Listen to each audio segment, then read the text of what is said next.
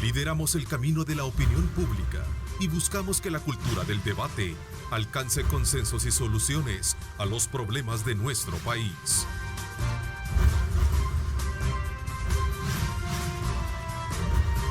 Diálogo con Ernesto López, edición especial. Buenos días, son las 6 de la mañana con 30 minutos. Como siempre, es un placer enorme con ustedes continuar en esta maratónica programación que arrancamos desde tempranas horas de la mañana, informándoles a ustedes de los acontecimientos más importantes ocurridos en nuestro país y el mundo entero. Queremos agradecerles, como siempre, esa permanente audiencia que tienen a través de nuestros sistemas de comunicación en redes sociales. Gracias por estar en sintonía de nuestro programa en este viernes 19 de junio de 2020. Gracias por sintonizarnos. Quiero darle la más cordial bienvenida a nuestro panel ahora presente acá en nuestros estudios. Julio Valdivieso, bienvenido, gracias por acompañarnos. Buenos días, Ernesto, un gusto estar con los televidentes. Quiero saludar también a Marvin Aguilar, gracias por acompañarnos. Marvin Aguilar Umaña, gracias por estar con nosotros. ¿Qué tal? Un gusto de regresar al set. ¿Verdad que sí? Al fin te sacaron de San Miguel. Te sacamos de San Miguel, ¿verdad? Al fin. Gracias también, Carlos Araujo, bienvenido. Hola, muy buenos días a todos. Gracias. Bueno, son varios los temas que vamos a aprovechar, a analizar esta mañana y debatirlo con ustedes acá y nuestro público también que nos sintoniza, ya que a través de nuestra cuenta en Facebook, a través de nuestra cuenta en Twitter, pueden participar enviando sus comentarios y sus preguntas. Vamos a hacer, digamos, de introducción una evaluación de los primeros días de apertura económica que hemos tenido. Marvin, ¿qué piensas? ¿Cómo ven la situación en términos de cómo se va abriendo la economía, cómo se va generando el movimiento y por supuesto también el grado de atención que está teniendo la emergencia en estos primeros días de esta primera fase de apertura gradual que tiene la economía salvadoreña? Es una situación de riesgo, te lo definiría yo, porque estaba escuchando los pronósticos que está haciendo la Universidad de El Salvador para finales de este mes, en relación a que va a haber un repunte bastante significativo de los contagios. Que no es extraño encontrarlo porque todas las economías cuando abren, lo dicen los especialistas, siempre tienen un repunte. Lo que sucede es que en América Latina hay una especie de, digamos, de rebrotes y de que no bajan los contagios, y eso está preocupando a diferentes, digamos, organismos científicos que están viendo esta situación del avance de la enfermedad en el continente, donde parece ser que, por ejemplo, Perú superaba a Italia ya, ¿no?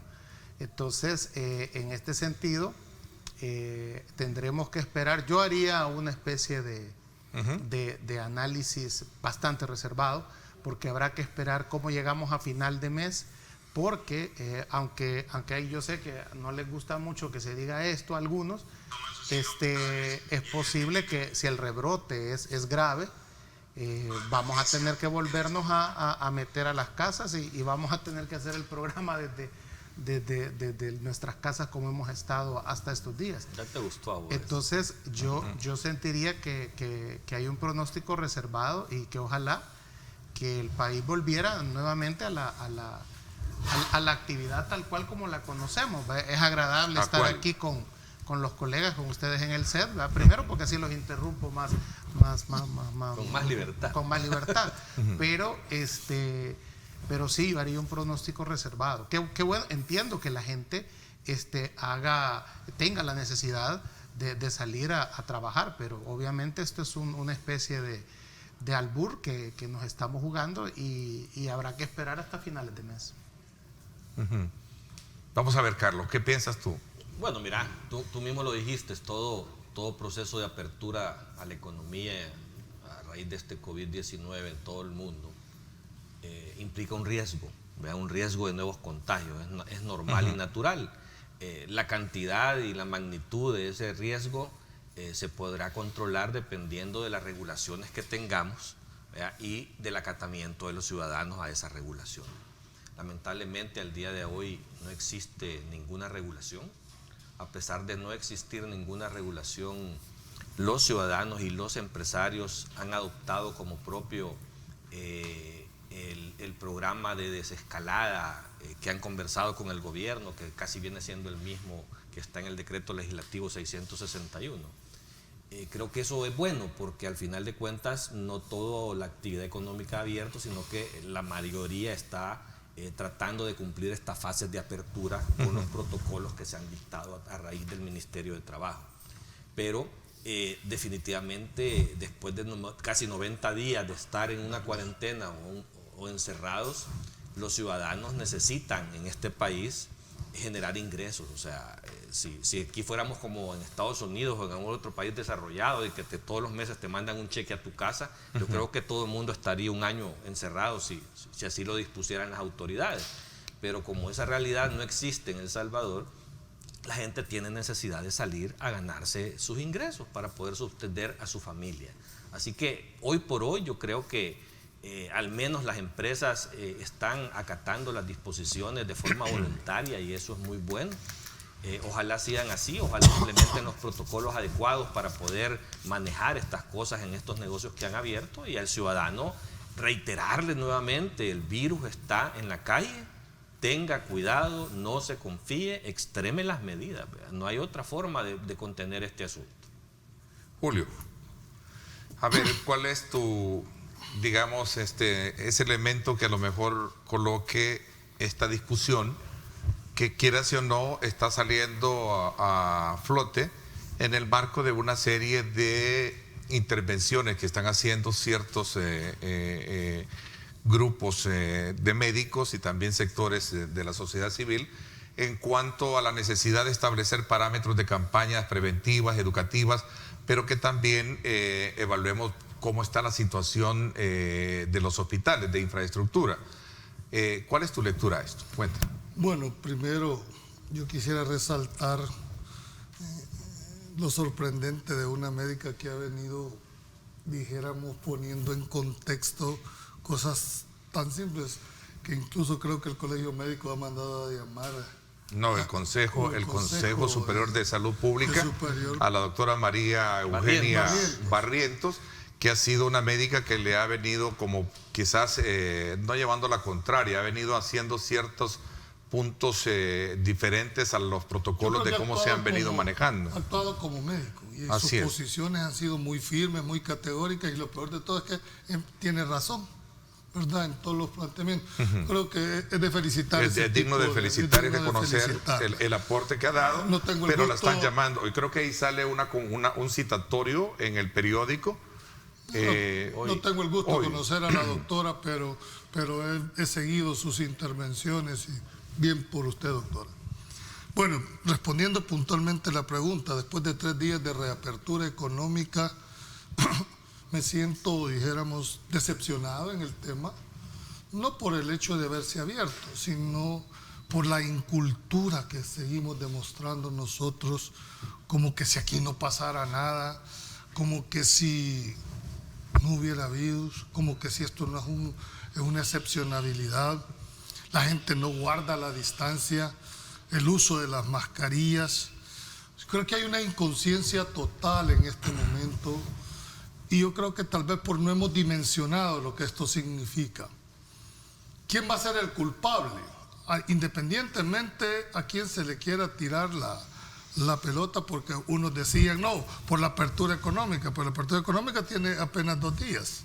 Era imposible que el virus se desarrollara en 2 días. Serán los políticos en realidad los que, por no haber tenido esa falta de voluntad política para poderse sentar y sacar algo en consenso.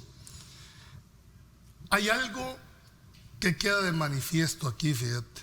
Jamás aprendimos como país a obedecer reglas, pero no porque lo mandata una ley, una norma o un reglamento.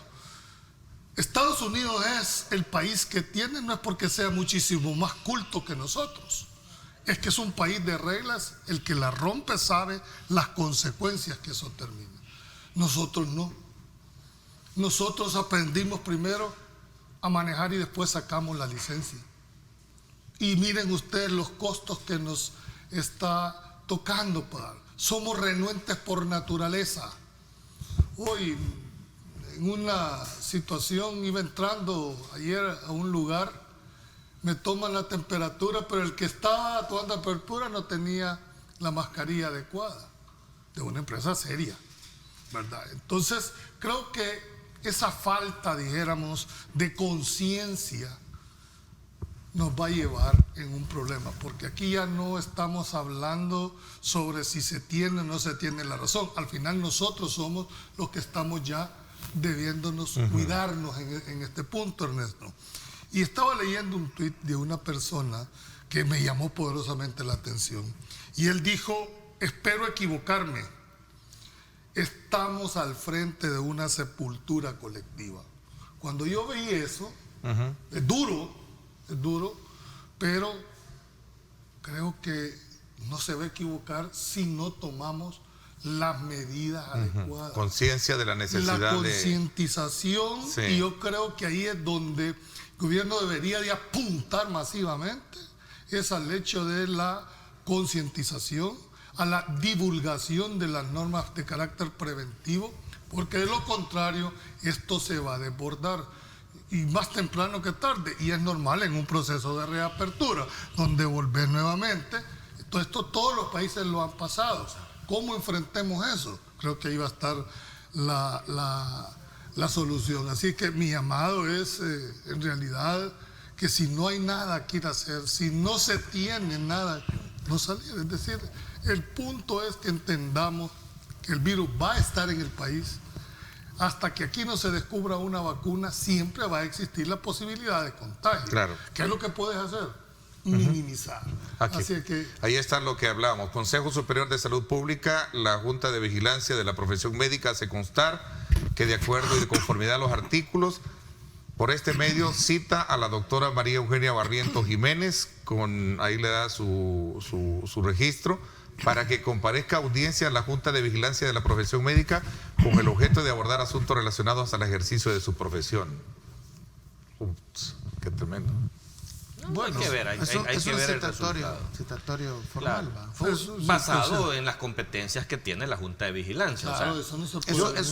Es una especie como de requisito, de formalidad. Yo creo que habría que esperar a que se dé esa cita y hay que estar pendientes, creo, todo el mundo, para entender de qué se trata, o sea, porque puede ser un aspecto también meramente administrativo y no relacionado necesariamente a su tratamiento. Y tendrá que ver con la transparencia de que hay que hacer. Recordar que ella ha estado manejando un discurso en la que deja entrever marcadas diferencias entre los protocolos que se están implementando con el tema del COVID y los protocolos que técnicamente o científicamente a su juicio se han estado. Ese es el punto elemental. Yo soy de los que piensa que todas las aportaciones que hagan los científicos son bienvenidas. Y yo en lo personal, cuando oigo tanto a detractores o a gente que habla a favor de cómo el gobierno está manejando esto, o a los voceros del gobierno, yo me siento a escucharlos a todos. Porque una de las cosas que ha quedado establecida en los países donde la pandemia ha tenido o ha causado grandes estragos en la población, es de que no hay nada definido de cómo, abordar esto. En un momento se dijo que la mascarilla no funcionaba, ahora se dice que la mejor manera para prevenir el contagio es la mascarilla. Sí. En un momento se decía de que solo le daba a la gente mayor, si se recuerdan. Sí. Ahora dicen que nadie está exento. Entonces, evidentemente lo que nos dice la enfermedad es que tenemos que escuchar a todos, y obviamente esto parte del hecho de que van a haber errores en esto, pues no hay un manual. Claro. No está todo dicho, y El Salvador, un país que no tiene ciencia, ¿verdad? Y como dice Dagoberto, que somos el que menos... Trump estuvo recomendando inyectarse el Lysol. Sí, bueno, exacto.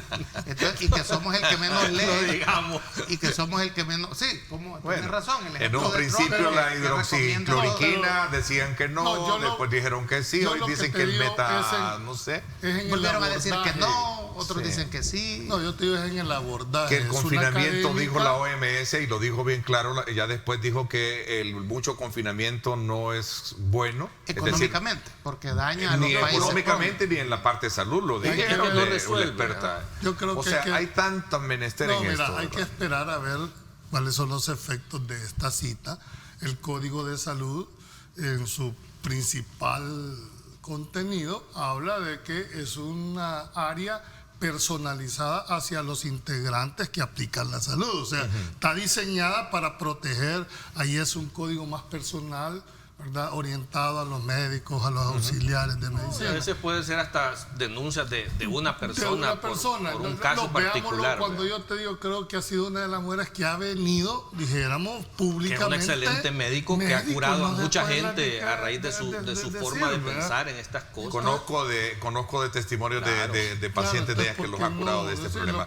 Paul Steiner les manda saludos, dice: saludos al panel. Educación masiva, promotores por todos lados, orientando el comportamiento, inspectores de salud, para poder de alguna manera mantenernos en esta línea de trabajo. Es interesante lo que hace Panel, y es un funcionario público interesante. Y fíjate que es parte de lo que se ha estado discutiendo, sacando los temas políticos del medio de esto. O sea, lo que más se recomienda en los países exitosos en el tratamiento de esto es los cambios de estrategia que te llevan a salir al campo con mucho personal del gobierno en función de hacer pruebas e identificar y focalizar dónde están los contagios para poder aislar. Creo que al país le falta dar ese paso.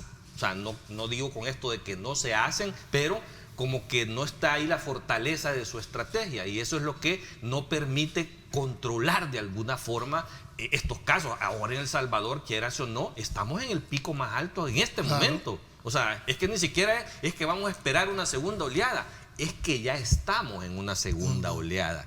Eso es preocupante, y eso obliga, de alguna manera, sabiendo de que hemos estado en cuarentena, de que hemos estado en confinamiento, que la actividad económica ha estado parada y que los casos se están disparando, implica que la estrategia hay que corregirla. Yo creo que el gobierno es lo primero que debe entender y escuchar para poder probar otras metodologías de identificación de los casos. La única forma es encontrarlos y aislarlos, no hay otra.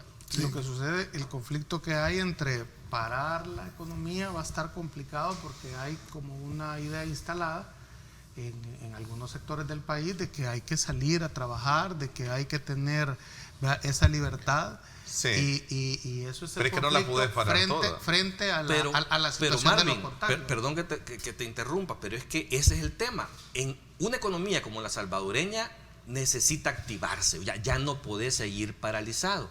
Por eso es que ahora es más importante ese cambio de estrategia para encontrar los focos y poder identificarlos. O sea, está probado, y yo se los he contado de lo que ha pasado en Ecuador, que es un caso que creo que los salvadoreños hemos conocido muy bien, porque el presidente siempre lo usaba de ejemplo en sus cadenas nacionales. El caso de Ecuador.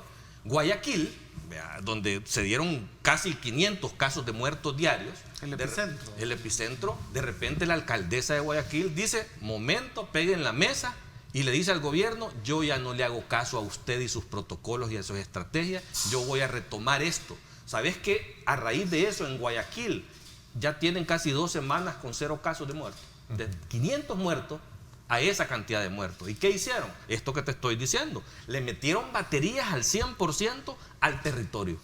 ¿Dónde están los focos? Identifiquemos, pruebas, aislemos, y pudieron controlarlo en poco tiempo. No escapa este planteamiento que tú estás haciendo, Carlos, a lo que el día de ayer, a propósito, conversaba con el ministro de Salud en este mismo panel, donde hubo sugerencias de muchos televidentes de decirle: ¿por qué no mejor, en vez de parar la economía o empresas que reúnen condiciones para seguir laborando, por qué no se van a aquellos focos de concentración masiva, que lamentablemente siempre son aquellos sectores más populares, ¿verdad?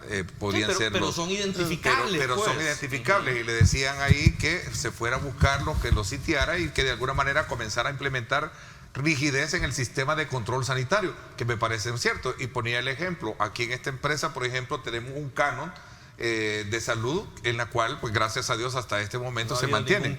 Vean ustedes, el doctor, alguien me decía allí, el doctor Kiro Waldo Salgado, porque ya no llega, un saludo muy especial para el doctor.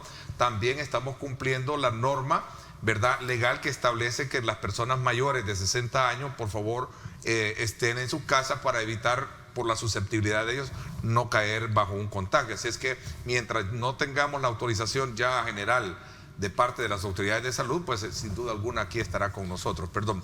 Pero ese planteamiento de Paul Steiner, que fue parte de este panel, es muy interesante también. Es lo que decimos. Yo creo que el tema de la masificación de las comunicaciones, de la inducción de la gente, pero parte también, porque puede haber todo un esfuerzo de eso, pero si la gente no está consciente de que haciendo lo que le están diciendo la va a salvar, por más que querrás. Y es que hay para mí una inconsciencia colectiva sobre lo que es esta enfermedad. Creo que ni nosotros mismos entendemos lo que es la enfermedad. ¿Por qué razón? Porque te cambia tu paradigma que has venido teniendo con respecto al tema de enfrentarlo. Si alguien cree que a partir del martes va a volver a lo que estaba antes del virus, está totalmente equivocado. Y mucha gente salió a la calle creyendo que volvía a una normalidad que no es correcta y además no cierta. Y el problema es que no pone en riesgo aquel que no usa una mascarilla, aquel que no usa, dijéramos, los mecanismos de prevención, no solo atenta contra su propia existencia, que al fin y al cabo alguien pudiera decir, bueno, es su vida, es que te pasas llevando a otros en la fiesta que no estaban invitados. Ese es el verdadero problema de la falta de concientización de nosotros. Así es, y creo que sí, el elemento educativo es importante. Es importantísimo. Yo creo que pero hay, ¿sí? hay un problema antropológico en lo que ustedes están diciendo. Se prevé que los rebrotes, en el caso de la América Latina, o los casos que va a haber mucha más incidencia, efectivamente lo que tú decías, es donde hay mayor concentración de personas y que generalmente en nuestras realidades es donde vive la gente de más escasos recursos. Y es la gente que tiene menos acceso, por ejemplo, a lavarse las manos, a tener toda una serie de medidas que representan gastos. Claro. Y que la gente no puede de alguna manera lávese tener. las manos y si no hay agua. Exacto. Entonces, y si no tienes el punto es que se ha visto en el mismo Estados Unidos, donde las comunidades, por ejemplo, de los hispanos y los afroamericanos son los que han tenido la mayor cantidad de muertos. No solo eso, Nueva York como tal fue el foco de Estados Unidos, pero porque es donde más hacinamiento hay de personas. Entonces son los lugares de hacinamiento y los lugares donde haya gente con menos posibilidades, digamos, de tener recursos, ¿verdad?, que te pueden permitir el distanciamiento social, guardar las medidas sanitarias adecuadas. Entonces allí yo creo que bien se podrían enfocar, lo que tú ponías el ejemplo de Guayaquil, las alcaldías, de atender a estas zonas. No hay que llegar al extremo de que una alcaldía tome el control casi territorial de un país, de un segmento del país. Pero sin decir que una alcaldía va a tomar el control, puede llegar a los sectores más vulnerables de sus municipios, abastecerlos, si tú quieres, de agua, que esta canasta básica que se da debería de incluir también medidas sanitarias, ¿verdad? Elementos de medidas sanitarias. Sí, incluir mascarilla, alcohol, jabón. ¿Verdad? Pero específicamente estos sectores, ¿verdad? Porque hay una cosa que hay que decirlo. Todo parece indicar que si aquí va a haber una tragedia en relación a los casos, va a ser en las zonas y ya se está dando. Más populares. La mayoría de los casos aquí se están dando en esas zonas más vulnerables. No perdas de vista una cosa. El ente rector, en este caso el Ministerio de Salud. Claro. Él es el que tiene que establecer la política a seguir, ¿verdad? Y en coordinación. Pero el Código Municipal también faculta a las alcaldías, Julio. No, de acuerdo, pero no poder, dijéramos, como decir, mire, sea usted. Pero los mercados, por ejemplo, que es un clásico ejemplo de hacinamiento. Sí, pero todos estamos expuestos. Esta empresa, cuando hablamos de tener nuestros cánones, no significa que no lo puedes traer de afuera. Aquí lo puedes tener. Pueden aparecer casos. Yo solo quiero resaltar, pues los dos tienen razón. El Código Municipal establece las competencias en el artículo 4 de su código. Pero también el 5 dice que las competencias atribuidas a otros órganos prevalecen. ¿Quién es el ente rector en este momento? Salud. Él es el que tiene que poner las reglas del juego. Por supuesto, en coordinación, en pláticas con las alcaldías, hablando con los alcaldes a donde les apriete el zapato, cómo poder hacer más efectiva que esa política llegue a donde debe de llegar. Y fíjate que aquí, no sé si se recordarán, hace como un mes, el alcalde de Soyapango hizo una conferencia de prensa, preocupado porque de verdad creo que es el municipio donde más casos se ha dado a nivel nacional. Hacinamiento, y es donde hay más hacinamiento también, ¿verdad? Y es más vulnerable a este asunto. Y él decía, bueno, dice, si es que hay en Morazán casi no hay casos, allá en Aguachapán casi no hay casos. Entonces, ¿por qué vamos a encerrar esos lugares, a tenerlos confinados, si no es un problema? El problema está focalizado aquí, sabemos dónde está. Dice, ¿por qué no entonces solo cerramos y ponemos cercos de cuarentena en estos sitios para poder administrarlo y que se enfoque el Estado en esos lugares a hacer pruebas, a identificar, a seleccionar, a apartar? Y es la forma en que van a controlar el contagio masivo como tal. O sea, yo creo que ahí es donde insisto, o sea, es una recomendación, claro, no porque es invento, es porque las prácticas de lo que uno ve en otros países, claro, que les ha dado resultados. O sea, creo que el Ministerio de Salud, el ministro Fran Aladí, lo bueno, no lo malo. Don Ramón Alberto Vega nos escribe que bueno, aporten, eso es lo bonito. Me encanta cuando hay una interacción de aportación con los comentarios de ustedes. Dice, buenos días Ernesto, por el efecto educativo formativo que tiene en tu programa, vale la pena que se muestren en pantalla las buenas prácticas de prevención con sus invitados. Lavarse bien las manos, usar mascarilla, ¿verdad? Usar mascarilla, ¿verdad? Guardar la distancia, eso es bien importante. O sea, establecer métodos de higienización, ¿sí? Eso es bien importante. Andar tu alcohol gel, ¿verdad? Cada quien lo anda, nosotros aquí también lo tenemos. Servimos el tema del agua embotellada para evitar. Yo voy a traer al carro yo mi bote de alcohol también para que veas, pues sí. Yo creo que es importante elevar esta discusión para motivar a que todos y cada uno de nosotros, sí, guardando la distancia, 1,5 metros, ahí lo tienes, que cada uno de nosotros es responsable también de la actividad, pero el factor antropológico, como decía Marvin, sí es importante que en algún momento se convierte como en el factor adverso, porque no todos a lo mejor tenemos esa misma responsabilidad. Ahí es donde entra toda una gran responsabilidad de parte de las autoridades de la concientización. Esto no lo vamos a resolver solo poniendo más camas en los hospitales. O sea, está bueno que se pongan, porque va a haber que atender más gente, ¿verdad? Pero no va a detener el virus las camas de los hospitales. O sea, eso está bien para atender a los que caigan enfermos, pero solo es la concientización y las estrategias de identificación en el campo lo que van a hacer que esto se detenga, y la responsabilidad individual de tener esa conciencia. Ahora, es importante también contar con toda la información oficial pertinente. Ese es uno de los puntos que, además que tenemos derecho a saber qué es lo que está pasando. Y yo siento que también en ese tema, no creas que muchas veces no se oculta por quererse ocultar. Hablemos de esto cuando regresemos para ampliarnos en el tema. Fíjate que ayer ese punto también lo abordaba con el ministro de Salud, porque él dio una declaración en la que dejaba entrever que es cierto, hay casos sospechosos, pero que son tomados como COVID y al final no se puede asegurar si estos lo son. Aquí se está generando una desinformación tan grande que está arrastrando la parte más sensible y más íntima de muchas familias. Se están falleciendo personas, ¿verdad?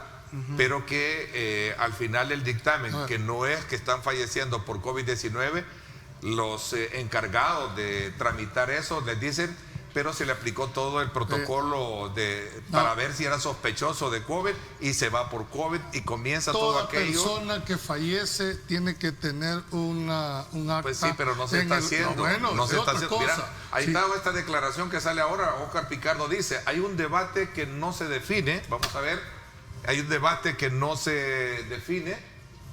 Dice, si un paciente traía infección y murió por COVID-19, ¿cómo se registra esa muerte? Ese es uno de los grandes problemas que se está generando hoy en día. Vamos a hablar de eso cuando regresemos. La causa directa de la muerte está contemplada en una certificación que establece un médico. Lo que pasa es que hay muchos casos, y aquí se está dando y en el mundo se ha dado, es que hay una gran cantidad de personas de que están en el hospital con todos los síntomas de COVID, los atienden en protocolos de COVID, les mandan a hacer la prueba y se mueren antes de que la prueba se haga. Entonces no lo registran como muerte por COVID, aunque tenga todas las características. El día de ayer hablábamos del caso de una niña que llegó a Aguilares. Todo el mundo, o sea, lastimosamente hay una desinformación, le dijeron que andaba por COVID y él mismo dijo...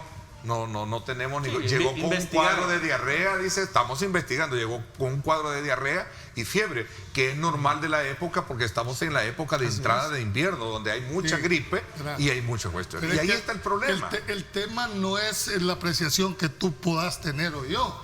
Un médico, en el momento que fallece una persona, tiene que decir pues, cuál fue la causa por directa eso es que de le la están muerte. demandando. O sea, sí, no por me puedes eso decir, mira, es que yo creo que pudo haber... El tema no es de creer. Ahí está el debate, por eso es que están preguntando de que no entre en ese monopolio solamente la versión oficial, sino que también otros Debe ser actores. Abierto, sí. Sí, o sea, por eso es que está el problema. Es que en el acta de defunción dice COVID. No, por eso, pero esa es como la causa inmediata de muerte, pero ahí también tiene que ponerle si traía alguna enfermedad crónica, pues, ¿verdad? Sí, pero sí.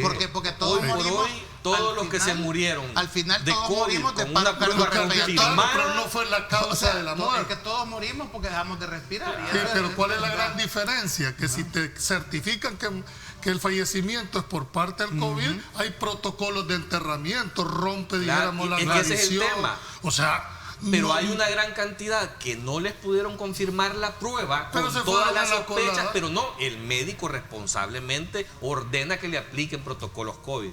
Porque la sospecha es demasiado alta. Lo único que no tuvieron es la confirmación de una prueba. Pero imagínate No, todo pero, el esquema de vestimenta a la hora de enterrar, lo que solo te invitan a dos y decir, todo. Claro. Pero si las sospechas eran de que eso tenías. No es tanto el tema aquí. Ya muertos no van a mandarte a hacer la Sí, prueba. pero el tema de la sospecha es Vamos bien- a hablar de eso cuando regresemos para ampliarnos un poco más.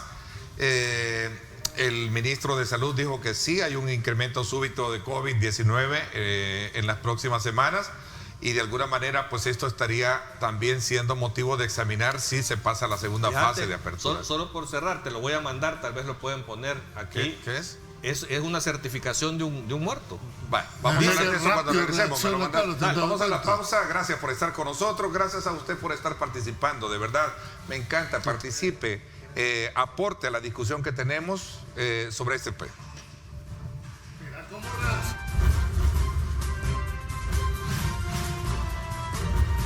Diálogo con Ernesto López, edición especial. Estás viendo Diálogo con Ernesto López.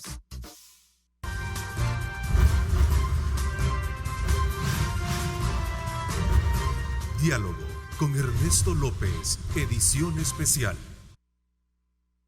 Gracias nuevamente. Invito a que estén pendientes mañana a sintonizar a las 7 de la mañana en directo con Ernesto López Radio. Vamos a tener un interesante análisis de la discusión que se está generando en la Asamblea Legislativa para conformar el fideicomiso que vendrá a ser un aporte muy importante para la reactivación de muchas empresas hoy a raíz del impacto de la pandemia COVID-19. Es urgente. Este es un tema. Mañana vamos a conocer de primera mano cuál es el estatus de la discusión, el porqué del retiro de las instituciones que no quieren participar en la administración de ese fideicomiso. El Colegio Médico ya dijo que no. Creo que también la Asociación de Epidemiología. Entiendo que también... los médicos no tienen nada que hacer en temas económicos. Pues no creo yo que haya sido pertinente invitarlos a eso. Sí, entonces Margarita Escobar estará en la primera parte. Luego viene Carlos Federico Paredes, economista, a hacer un análisis económico general, ¿verdad? Entonces, con el cual vamos a correr.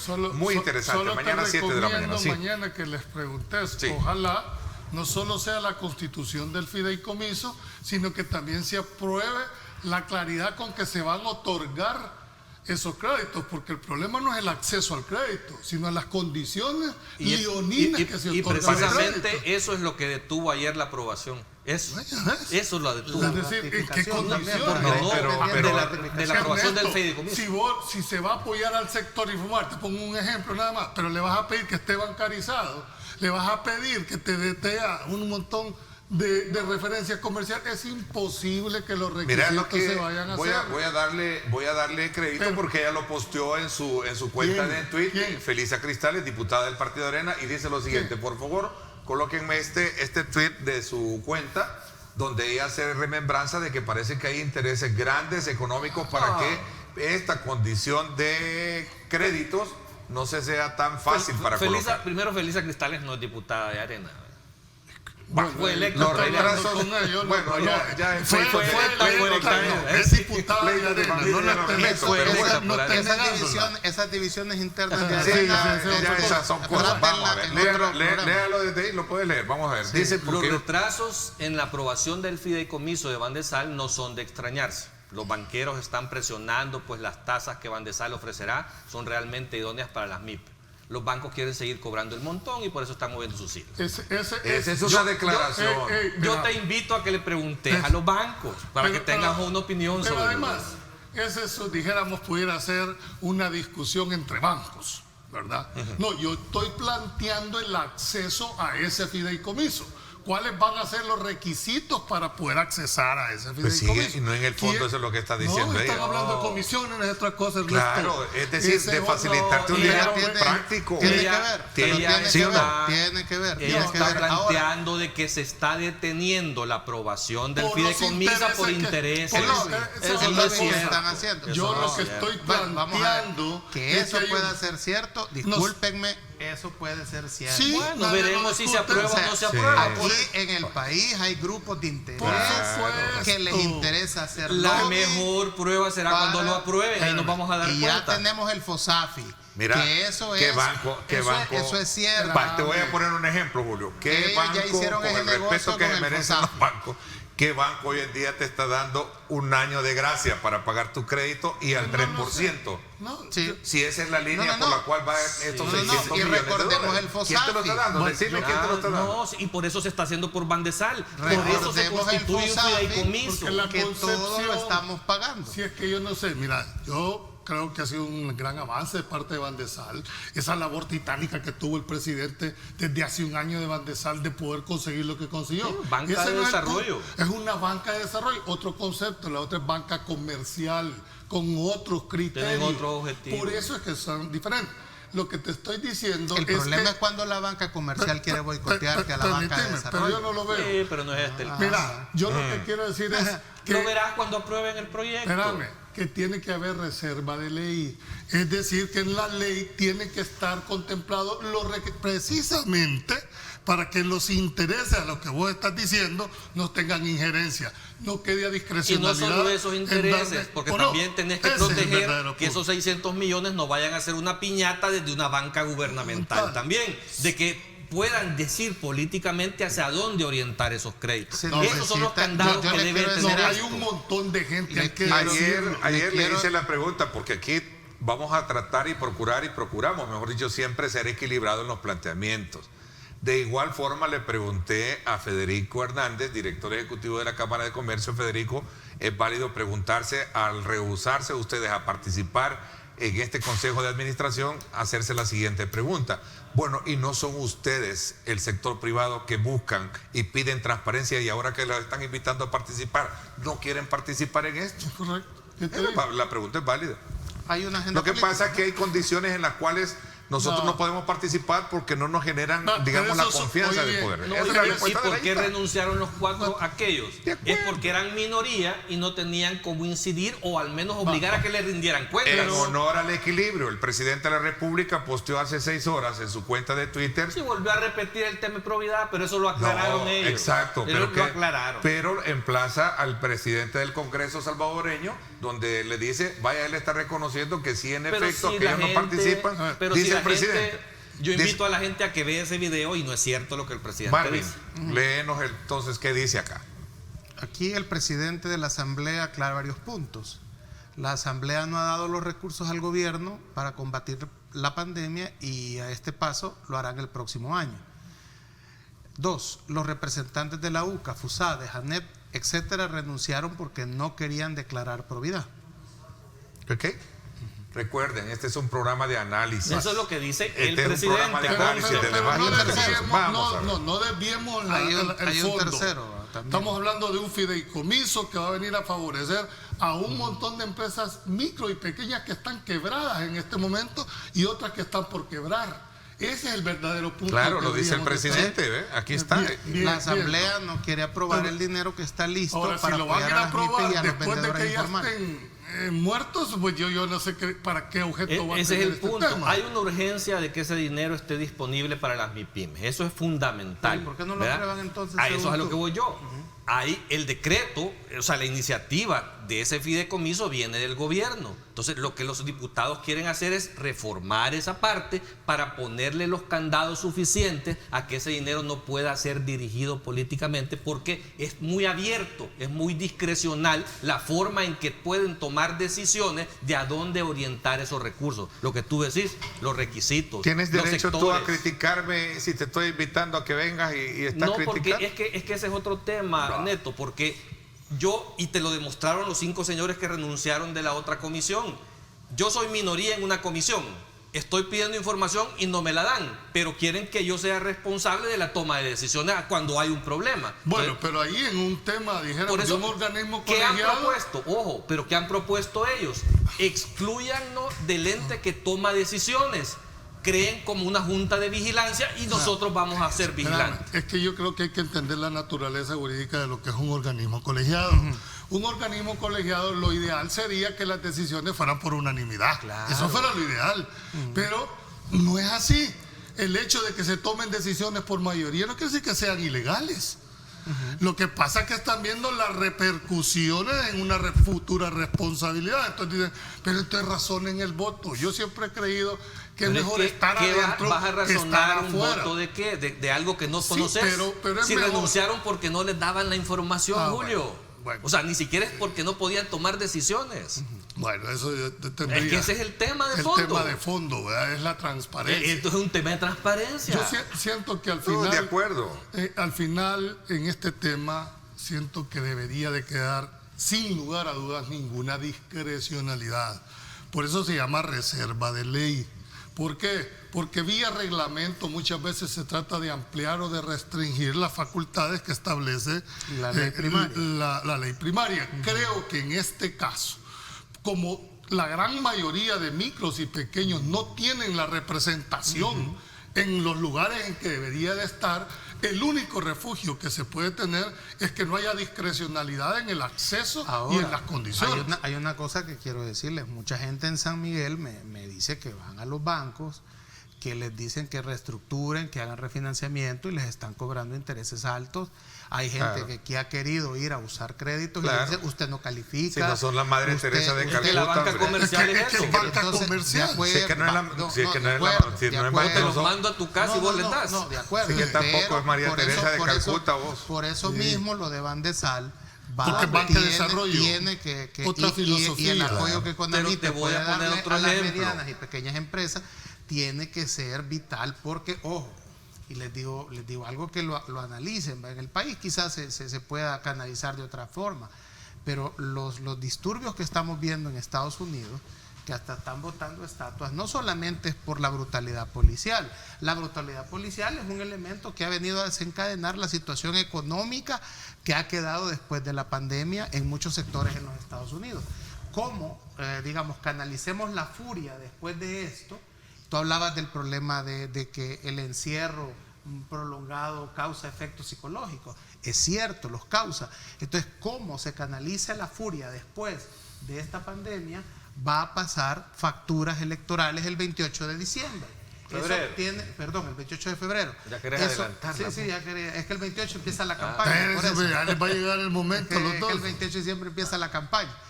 Entonces, eso va a generar resultados electorales. Tal vez, si sabes no, que sí. si no- Y tu si yo- partido Nuevas Ideas ya si está yo- también sacando las inscripciones, ¿verdad? Y bueno, de hecho yo creo que en línea las tienen. Sería interesante que Ya hablemos se de los procesos presentaron los internos. documentos. Pero Tú vas por San Miguel, ¿verdad? Como candidato a pero diputado. Yo ya No me presenté, desvíen la atención. perdón, solo una aclaración de eso que es importante. Yo ya presenté los documentos, pero estoy a la espera de que me confirmen que estoy inscrito. Ok, Bueno, yo vamos no- a ver. Está Regresemos todavía al tema encandelado. y perdón Julio, ¿sí? No, yo lo que te quería es decir que hay dos personas que nos merecen confianza en este tema. Con Amipe, que creo que Paul es una persona que ha venido trabajando desde hace mucho tiempo, ya peina canas, Es tiene un la buen experiencia, funcionario, Paul. y Juan Pablo Durán, que ha tenido. Otro buen Creo que les funcionario. Sí. deberíamos de darle las herramientas para que estos señores en realidad apliquen, pero bajo un marco referencial.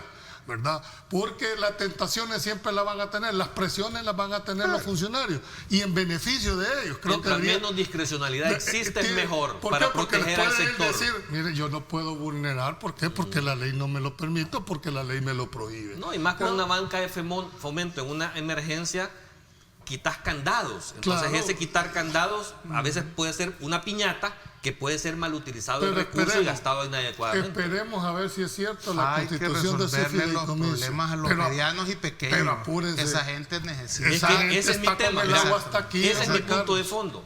¿Es necesario ponerle esos candados a ese fideicomiso? Yo creo que sí. Por eso es que ayer no fue aprobado.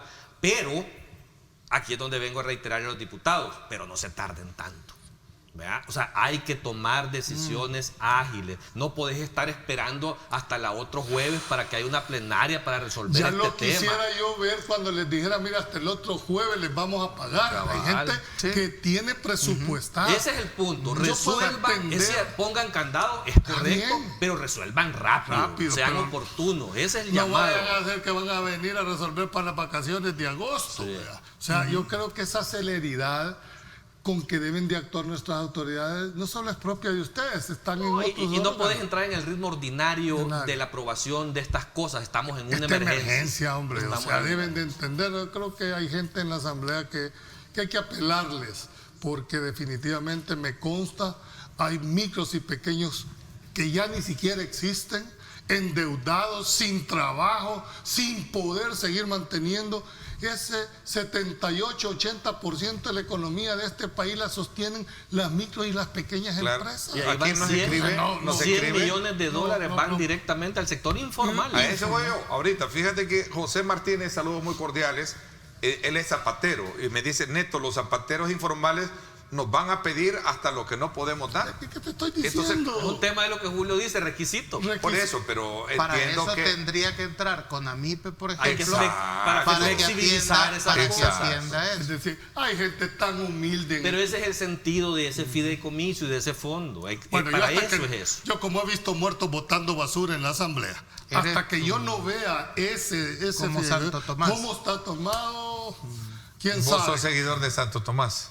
Hasta no ver, no creer. ¿Cómo te puedo explicar? Por las experiencias. Hasta no ver, no creer. Hasta que yo no vea, le decía, además mi formación de abogado no me permite. Y el punto yo quiero ver la literalidad, no la voluntad. El tema es que resuelvan rápido. Es una invitación a los diputados a que no le den muchas largas. Espero que cuando los dos ocupen esos flamantes curules ahí en la Asamblea Legislativa, entremos, sí, por lo menos los curules. Espero que así con esa voluntad, ¿verdad?, con la que están, ojalá, y a mí no me cabe duda que los dos van a... Al menos lo vamos a decir en público. Por lo menos vamos a decir en público y que no te toque la ley del cuche, ¿verdad? ¿Cuál es esa, Julio? ¿Solo chillar? Ok, perfecto. Aunque chillé, siempre te va a tocar y no estás colgado. Las disculpas del caso, porque sin duda alguna el tema con el cual íbamos a regresar era el tema de las pruebas, de la seguridad de las pruebas, ¿se recuerdan? Sí, pero bueno, vamos a irnos a la pausa y regresamos con eso, y por esa razón no se pierda mañana este tema bien interesante sobre el estatus de la discusión y la negociación que lleva el tema de la creación de ese fideicomiso que, como dijo Remberto, urge para apoyar, sí, saludo a don Remberto, para para las empresas que han sido afectadas por la pandemia, para subsidiar el tema de la planilla, ¿verdad? Que son 360 millones. El subsidio de las planillas son varios fines. Son uno. Esos son los fines de los $1.000 millones que se aprobaron. La obtención de créditos, la facilitación de crédito con tasas de intereses bajas del 3%, un año de gracia, y $100 millones, entiendo, para el sector informal. Así está la definición. Mañana, en la primera parte, bien interesante, porque estará Margarita Escobar, muy interesante, dándonos ese punto de vista, y Carlos Federico Paredes. No se lo vayan a perder. 7 de la mañana, una plataforma de opinión periodística que también Grupo Megavisión se lo da a partir de las 7 de la mañana en Radio Fuego. No se lo pierdan. Vamos a la pausa y regresamos con más.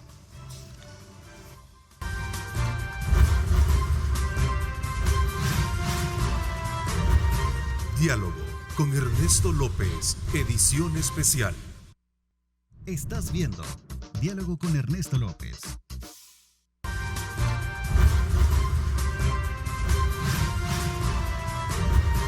Diálogo con Ernesto López, edición especial.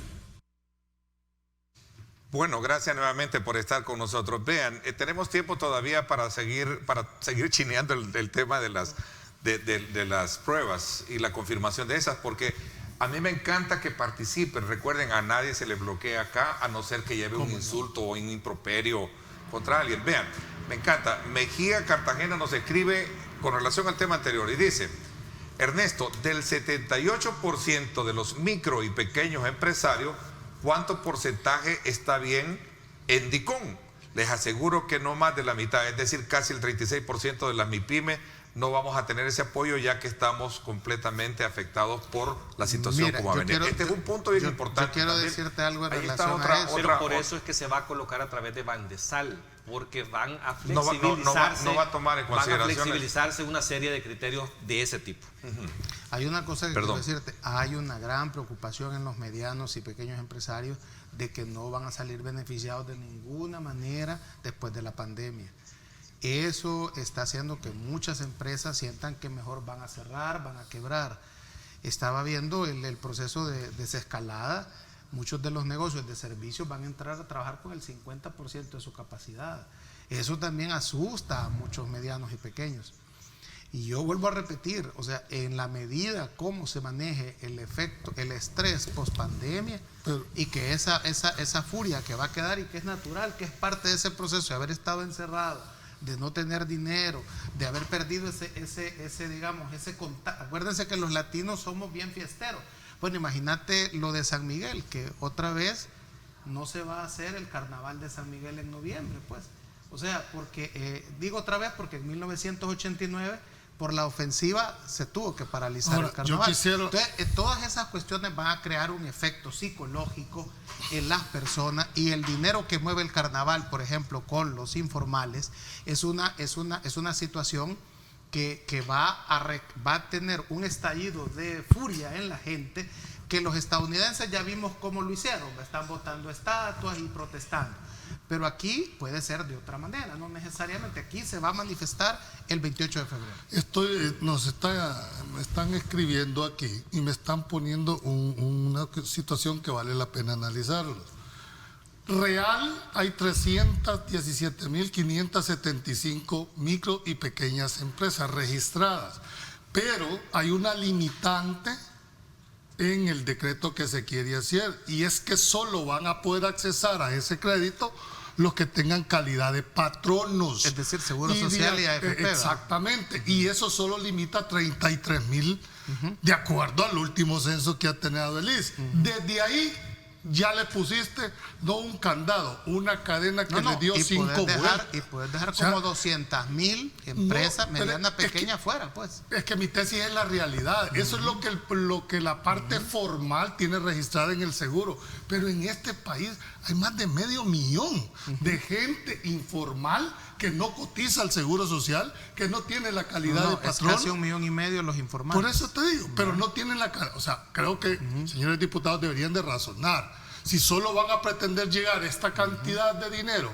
solo a los que ostentan la calidad. Pero es que esa propuesta no es de los diputados, así viene del Ejecutivo. Por eso están revisándola y queriéndola modificar. Que sea propuesta de los diputados. No, por eso, pero que se entendió como que los diputados están generando esa condición. Que los diputados evalúen que esa limitante de poner calificativos, que solo los que estén reconocidos como patronos en el seguro para accesar a un crédito, piénsenlo. Hay un montón de personas en este país que no tienen esa calidad, que no tienen esa formalidad, ¿verdad? Y si esa va a ser la condición sine qua non para accesar a uno, pues desde ya te digo, estamos fritos para esas pequeñas y micro. Y que esto que voy a decir se interprete como tiene que interpretarse. Cuando yo hablo con la gente en San Miguel, con los empresarios, hay un creciente malestar que están percibiendo que van a quedar fuera de cualquier beneficio la mayoría de medianos y pequeños empresarios.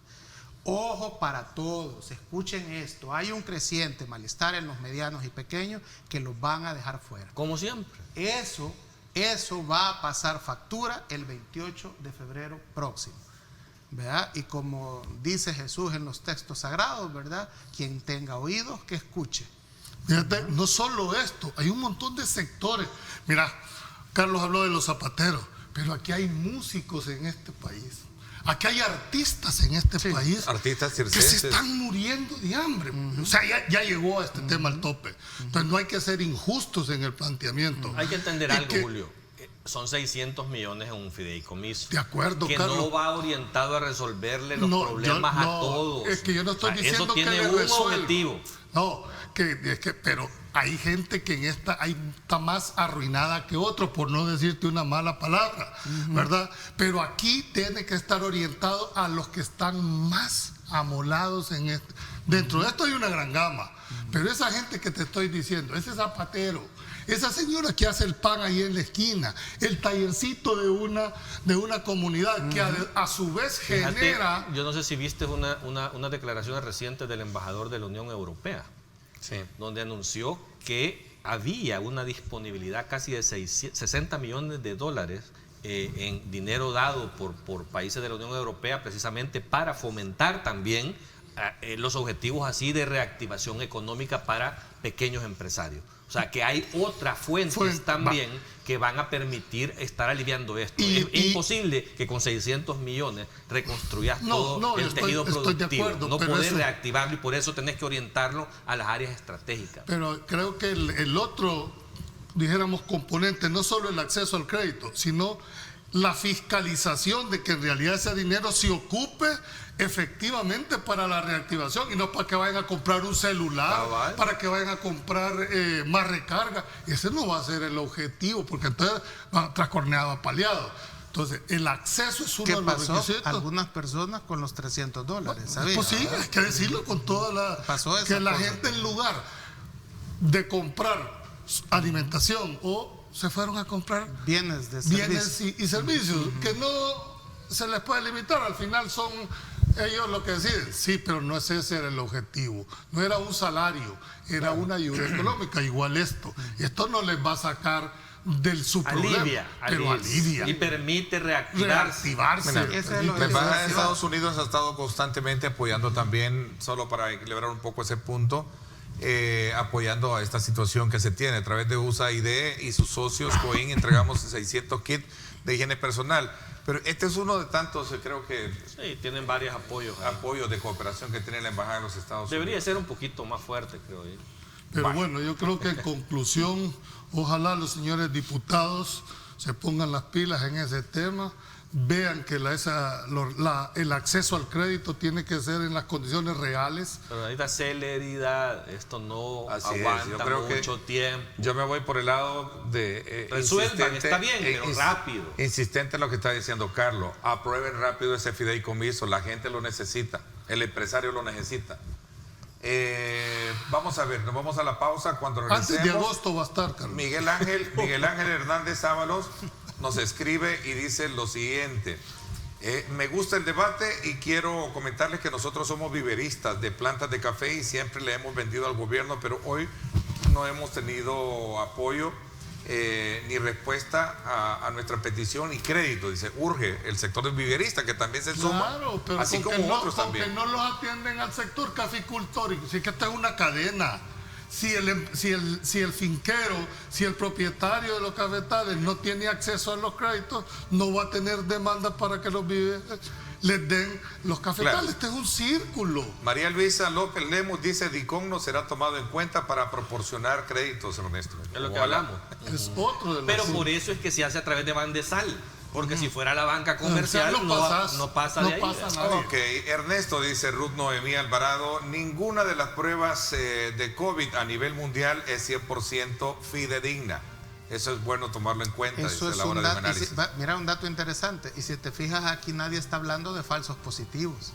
O sea, se da por sentado, incluso se llega a la exageración. Pues sí, pero... Que una tos... Sí, pero las consecuencias... De eso cargamos nosotros en las redes sociales de andar haciendo eso. Mira, no puede ser. La estigmatización que tiene sobre aquella persona en una colonia que medio circula, que el familiar, como que tiene lepra. Pero ¿sabes qué es eso? Pero la falta de información también de la gente. Porque que tengas COVID no quiere decir de que vas a matar a alguien. Hoy sí, le prometo que regresamos con ese tema. Vamos a la pausa. Gracias por estar con nosotros.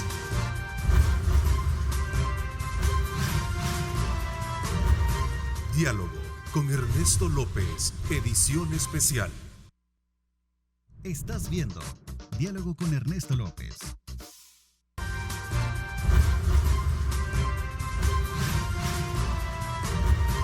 Diálogo con Ernesto López, edición especial. Bueno, gracias nuevamente por estar con nosotros. María Alicia López Lemus, la que nos escribió anteriormente, nos dice: Ernesto debió invitar al presidente de Bandesal para no estar dando como un poquito de información, que no lo quiero decirle que ya estuvo con nosotros la semana pasada. Hablando de eso. Hablamos de eso y hablamos de una forma muy especial. ¿Cuál Hay que es lo tener que cuidado. No, de que a lo mejor estamos... cortando vara. Como cortando vara, pero dice supuestos y están dejando mal sabor a eso. No.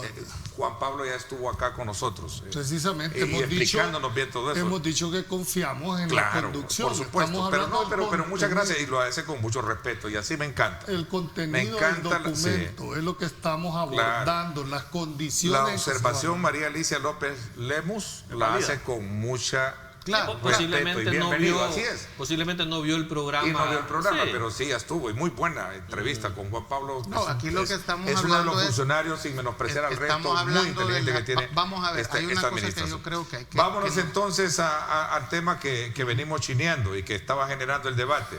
Tú decías que no hay falsos positivos. Lo que pasa es esto. Mira, ¿qué es lo que te dicen los médicos con este tema de la salud en general?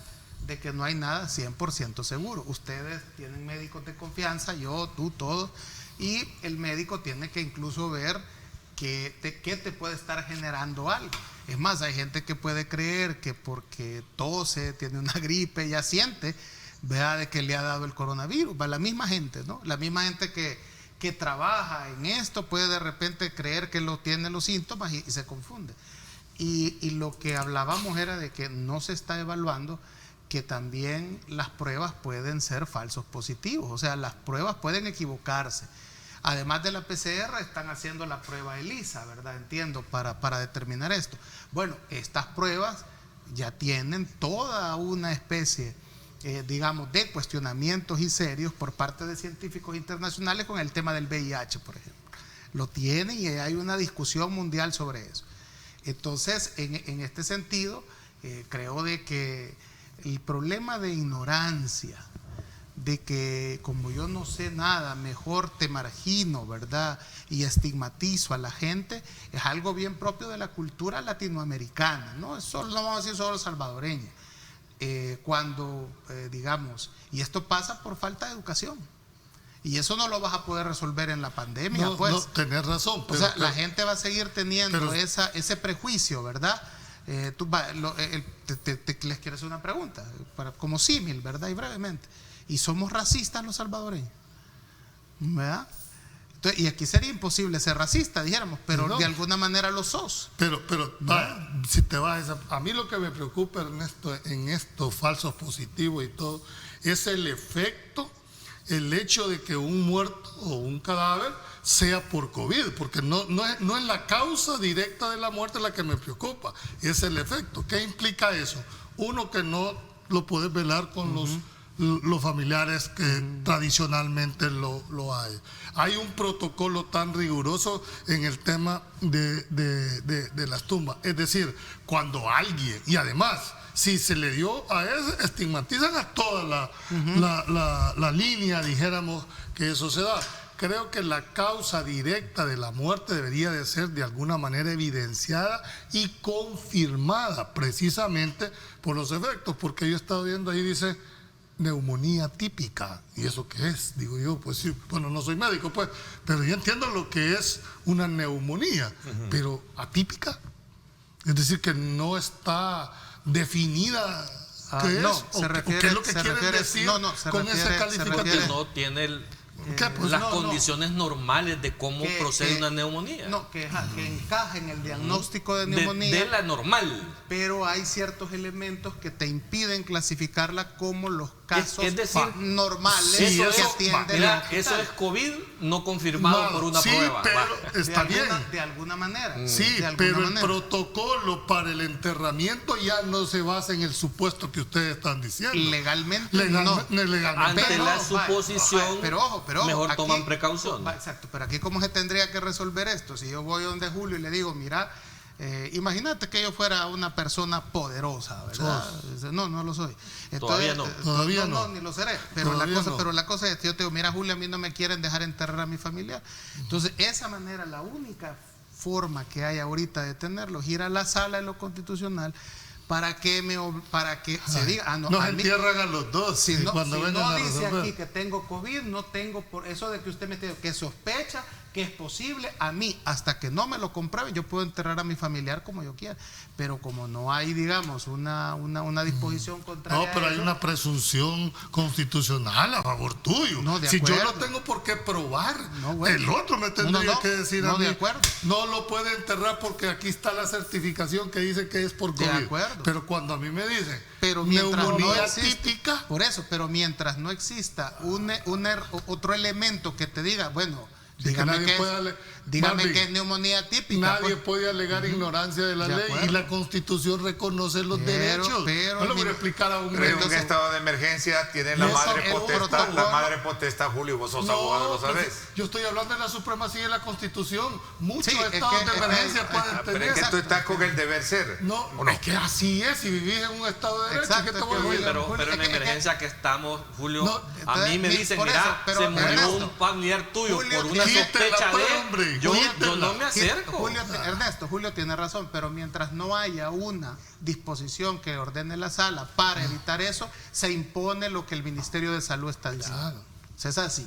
¿verdad? No, yo lo que sí, es que Digo, es fácil hacer un análisis así, general. ¿Qué pasa si fuera alguien cercano a ti, Ernesto? ¿Cómo te gustaría que te tratara? Exacto, es que sí. los derechos y las garantías constitucionales Por eso no es son que es sustentables. importante de que las pruebas se hagan Es rápido. Mira, para yo creo confirmar que eso. te lo Por voy eso, a pero se hace decir lo más porque lo rápido acabo que de se vivir puede. familiarmente muy cercano con un vecino y con el respeto de la familia, y no lo voy a decir los nombres, pero él llega por un derrame al hospital del Seguro Social o no sé qué hospital, y en todo caso lo trasladaron para otra sección y por último sellados se los dieron.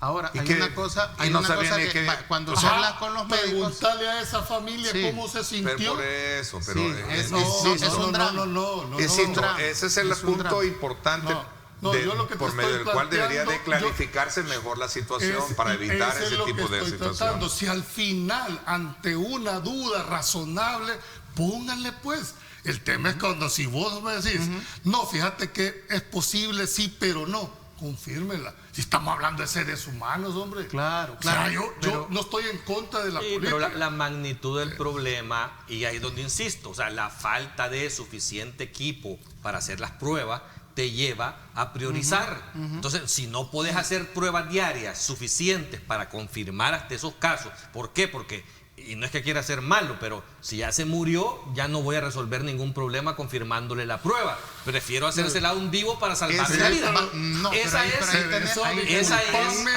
ahí esa es Eso la difiero priorización. No, totalmente. yo estoy diciendo que es correcto. No, porque para mí, hay una cosa que- para hay mí una- debería hay de una tener cosa que no está suficiente en la ley. equipo. Fíjate, hay una cosa que no está en la Hay ley, derechos arriba, más de eso. pero sí es como una cuestión de cosmovisión y de entendimiento del mundo que tenemos nosotros.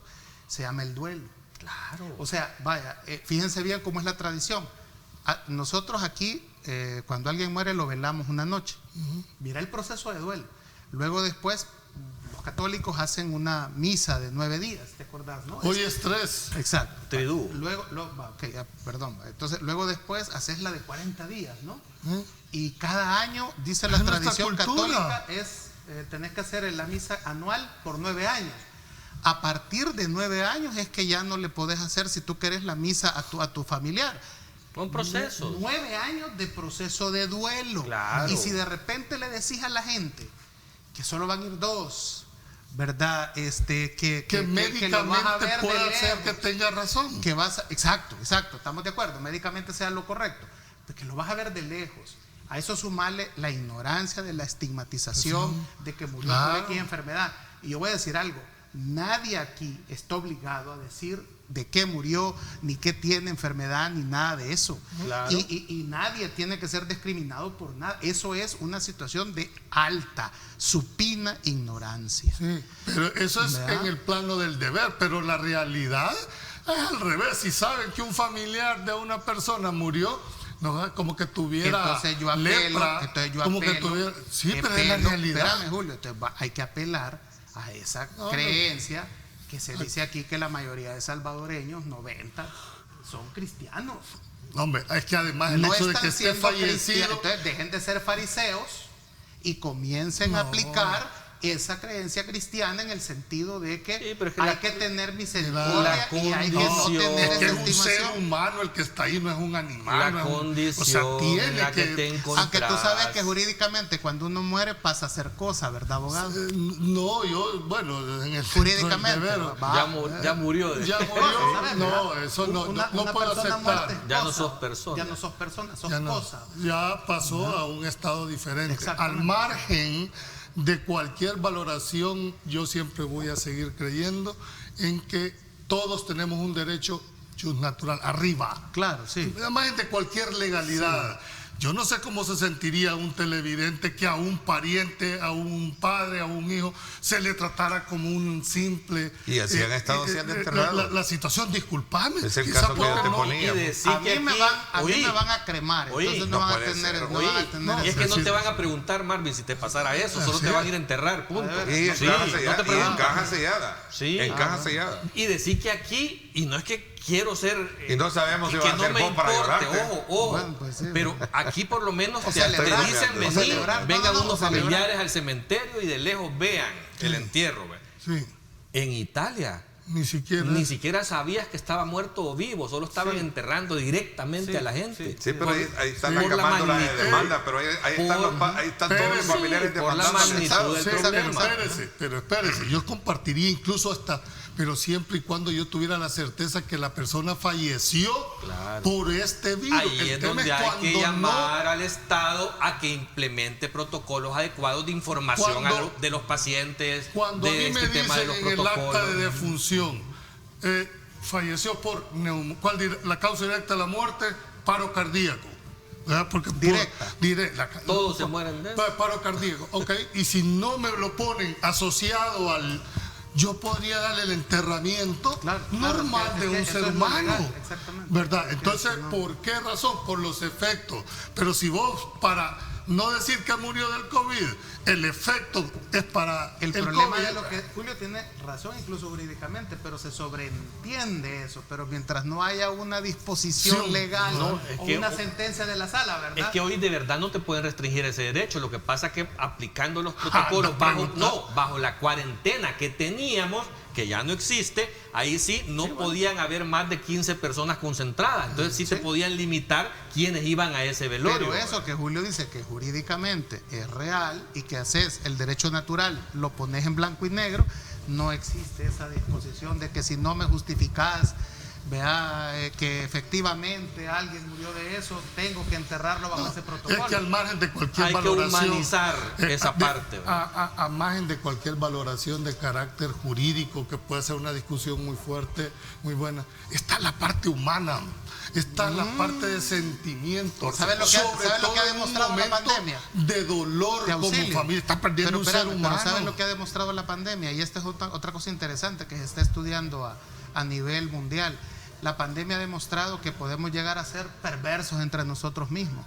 La pandemia ha demostrado la desigualdad, ¿verdad?, que hay en los sistemas económicos. Los instintos animales han salido a flote. Y la sobrevivencia, obviamente. Claro, sí, pero yo tengo que proteger a los míos y no me importa si a ti te afecta. Yo creo que a manera de conclusión, ese momento de cierre del capítulo de la vida de una persona, de un ser humano, debería de cambiarse, porque hay muchos reclamos. De hecho, ahorita muchos nos escriben y nos dicen debería de cambiarse, porque solo el que tiene un familiar fallecido va a sentir lo que realmente eso significa. Por todas estas razones, usted, señor televidente que nos ve, cuídese, hombre. Claro, porque en ese momento tan difícil, lo que estamos planteando aquí es una realidad de lo que pasa afuera. No va a haber discusión, no va a haber tiempo en ese momento de irle a decir, mire, quiero... Fíjense que eso suceda. Fíjense el choque cultural. Mira, Ernesto, antes de irnos a la pausa, explicaba ese proceso de duelo de 9 años. Ahora la pandemia te está diciendo, no, olvídese de ese proceso de duelo y al hoyo. Porque más deshumanizado nos está dejando, no puede ser. No comparto ese tema. Gracias a todos y cada uno de ustedes que están activos, enviándonos sus comentarios, sus preguntas, y eso nos agrada. Insisto, cuestione, critique y hágalo de la mejor forma, con mucho respeto, para que podamos de alguna manera ser tomadas en consideraciones sus mensajes. Recuerde, la mejor forma de prevenir más contagios y continuar con esta actividad económica de apertura de forma gradual y controlada, porte usted un alcohol en sus manos para andarse desinfectando a cada rato. Recuerde también la mascarilla, ¿verdad? Usarla de manera cuando usted ya esté próximo a una aglomeración de personas, y por supuesto también sepa guardar la distancia. Eso es importante. Por eso creo que a partir de este día este servidor va a estar recalcando muchísimo eso, como lo hemos venido haciendo, para evitar más contagios y caer en ese nivel de crecimiento como en su momento se está haciendo. Me voy a la pausa. Gracias por estar con nosotros. Son las 7:50.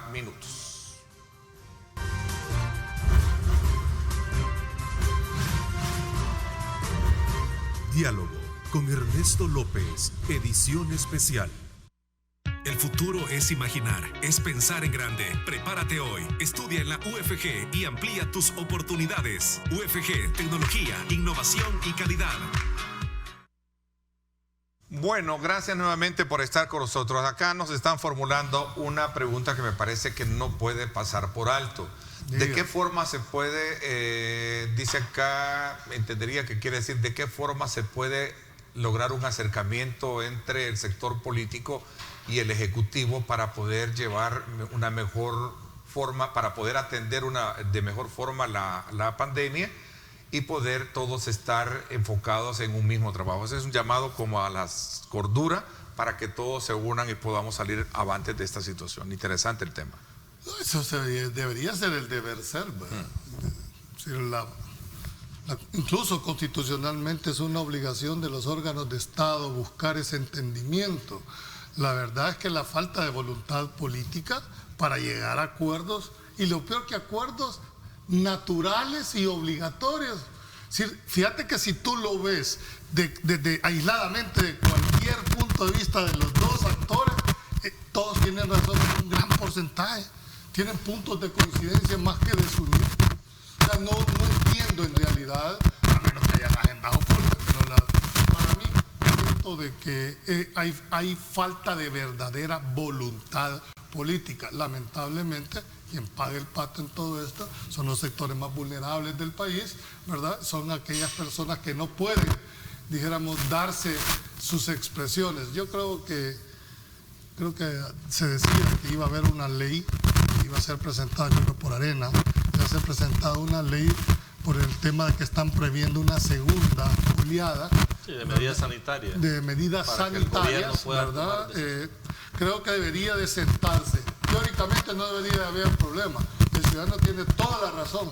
Ese es el deber ser. Lamentablemente estamos, creo, en un momento más álgido de un conflicto político en este país.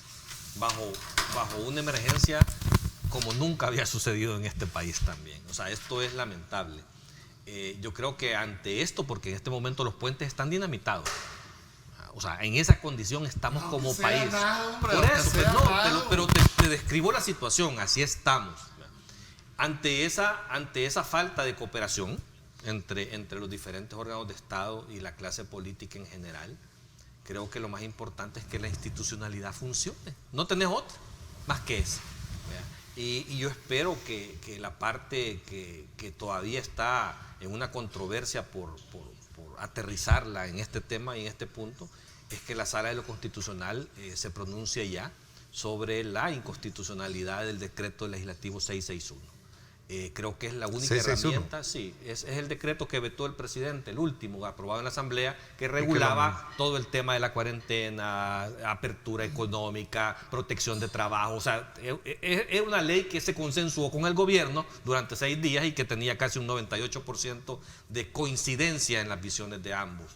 Creo que ante la falta de un entendimiento que permita tener un acuerdo político entre órganos de Estado, no queda más que una herramienta como esa, que cumple con las sentencias de la sala. Porque es que solo imponiendo una normativa es que va a funcionar esto de mejor forma. Pero aquí volvemos al punto. Yo creo que hay 5 crisis en el país y tú tenés razón que al final, ante la ausencia de voluntad, que la institucionalidad funcione. Sí, el tema es igual que exigirse celeridad a los diputados en el pronunciamiento, debería de existir también aquí.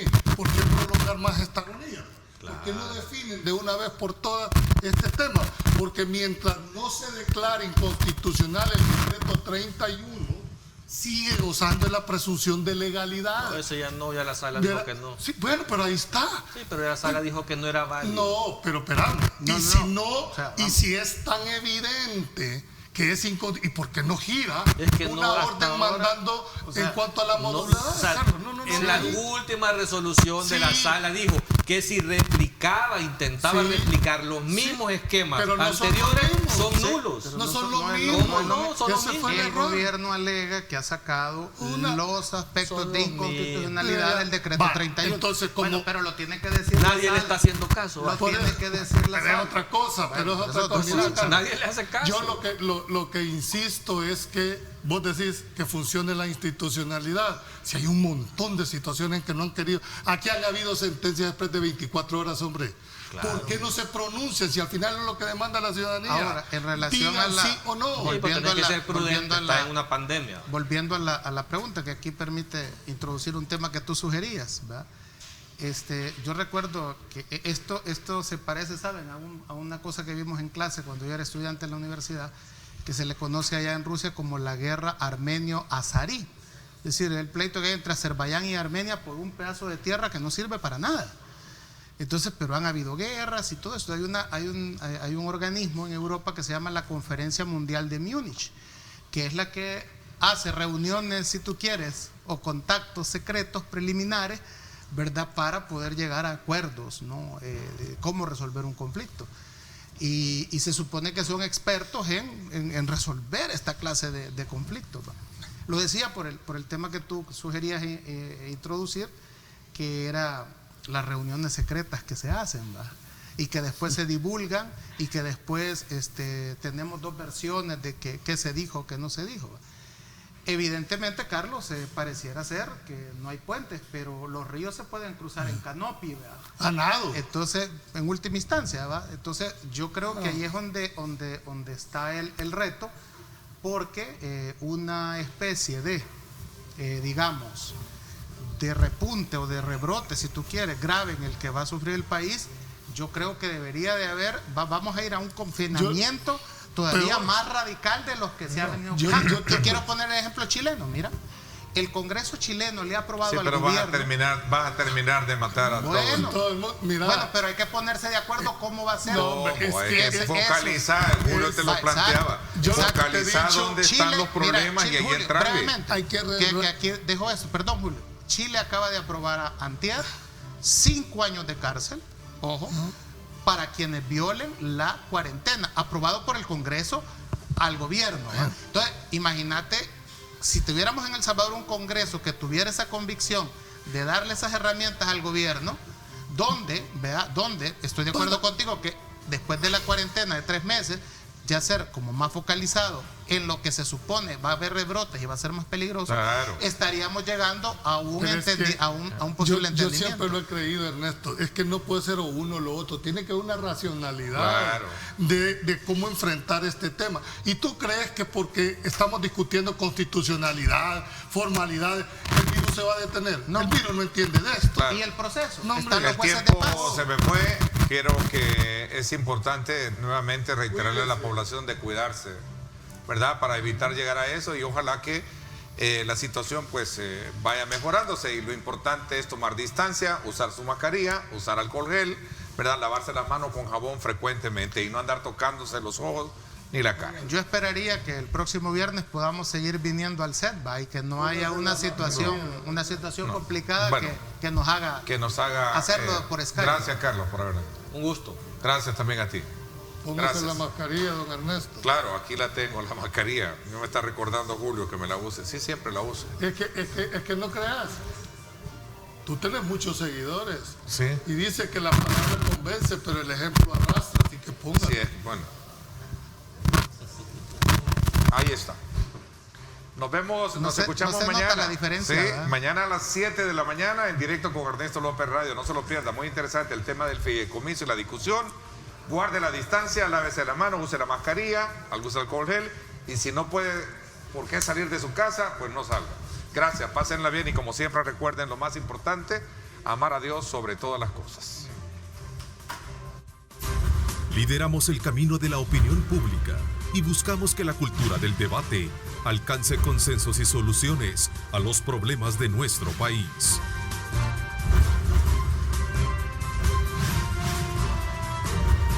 Diálogo con Ernesto López, edición especial.